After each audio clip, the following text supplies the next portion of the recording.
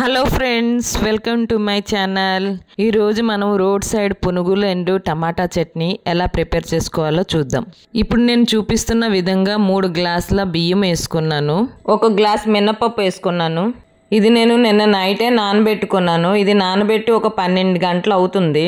వెన్నపూస వచ్చే విధంగా ఇప్పుడు మనం మిక్సీ పట్టాలి.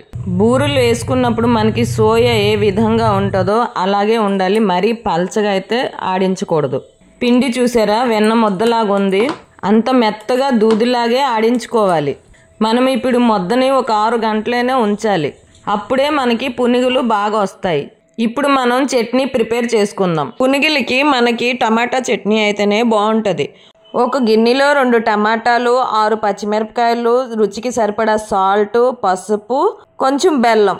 ఇప్పుడు మనం పొయ్యి మీద పెట్టి బాగా ఉడకబెట్టుకోవాలి. ఇప్పుడు టమాటా ముక్కలు, పచ్చిమిరపకాయలు మెత్తగా మిక్సీ పట్టాలి. ఇప్పుడు మిగిలిపోయిన వాటర్లో మనం కట్ చేసుకున్న కొత్తిమీర వేసుకోవాలి. ఇప్పుడు టమాటా, పచ్చిమిరపకాయలు మెత్తగా పేస్ట్ చేసాం. ఇప్పుడు ఆ వాటర్లో వేసుకోవాలి. నేను ఈ చట్నీలో ఎటువంటి పులుపు వేసుకోలేదు, అంతేనండి. చాలా టేస్టీగా ఉన్న టమాటా చట్నీ రెడీ అయిపోయింది. ఈ చట్నీ మనము ఇడ్లీలో కానీ, దోశల్లో కానీ దేంట్లో అయినా ప్రిపేర్ చేసుకోవచ్చు. ఇప్పుడు మనం రుబ్బులో 1 స్పూన్ జీలకర్ర, 3 స్పూన్ల బియ్యం పిండి, 3 స్పూన్ల మైదా పిండి, రుచికి సరిపడా సాల్ట్, చిటికెడంతా సోడా వేసుకోవాలి. పిండి మనము ఎంత మెత్తగా కలుపుకుంటే అప్పుడే మనకి పునుగులు బాగా వస్తాయి. చూసారా పిండి ఎంత బాగా కలిసిందో. ఇప్పుడు మనం బూరిల్లాగా వేస్తూనే చక్కగా వస్తుంది. ఇప్పుడు మనం స్టవ్ వెలిగించి పొయ్యి మీద బాండి పెట్టి వేపుకోవడానికి సరిపడా ఆయిల్ వేసుకోవాలి. ఇప్పుడు ఆయిల్ హీట్ ఎక్కింది.